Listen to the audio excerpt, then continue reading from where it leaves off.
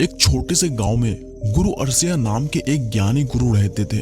दूर दूर से लोग उसके पास अपनी परेशानी लेकर आते थे, क्योंकि गुरु अरसिया बहुत शांत स्वभाव के थे और हर समस्या का सरल समाधान बताते थे। उसी गांव में राघव नाम का एक युवक रहता था। राघव मेहनती था, लेकिन उसकी एक बड़ी समस्या थी। वह हर समय भविष्य की चिंता करता रहता था। अगर काम थोड़ा कम मिलता तो वह सोचने लगता, अगर कल काम बिल्कुल नहीं मिला तो क्या होगा। अगर पैसे थोड़े कम बचते तो वह परेशान हो जाता, अगर आगे चलकर मेरे पास पैसे नहीं हुए तो क्या होगा।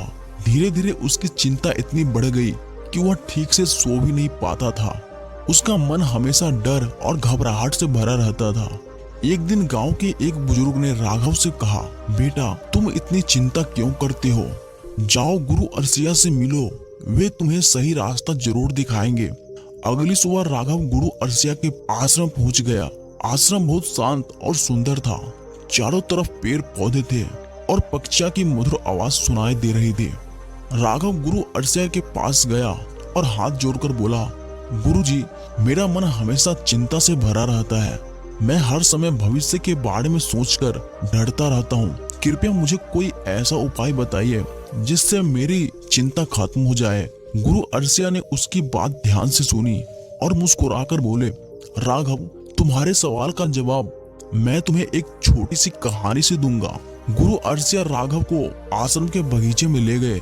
वहां उन्होंने जमीन में एक छोटा सा बीज बोया। फिर उन्होंने राघव से पूछा, राघव, तुम्हें क्या लगता है यह बीज कब पेड़ बनेगा। राघव बोला, गुरुजी, इसमें तो बहुत समय लगेगा। पहले पौधा बनेगा, फिर धीरे धीरे बड़ा होकर पेड़ बनेगा।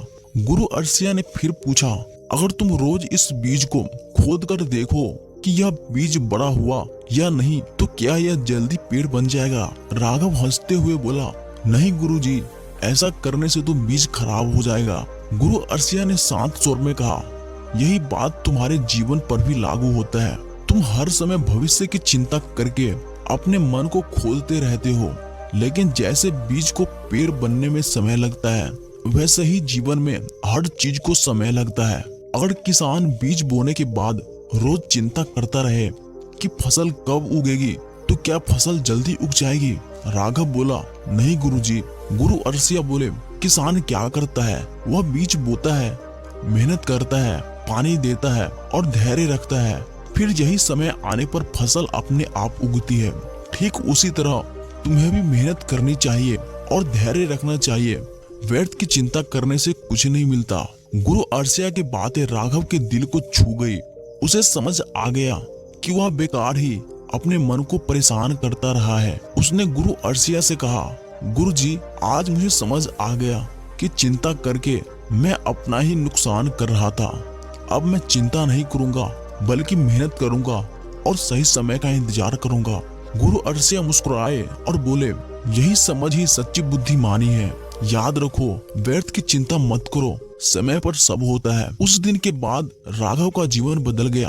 अब वह पहले की तरह घबराता नहीं था।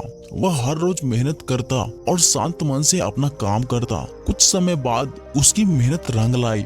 उसका काम बढ़ने लगा, पैसे भी आने लगे और उसका जीवन पहले से ज्यादा खुशी हो गया।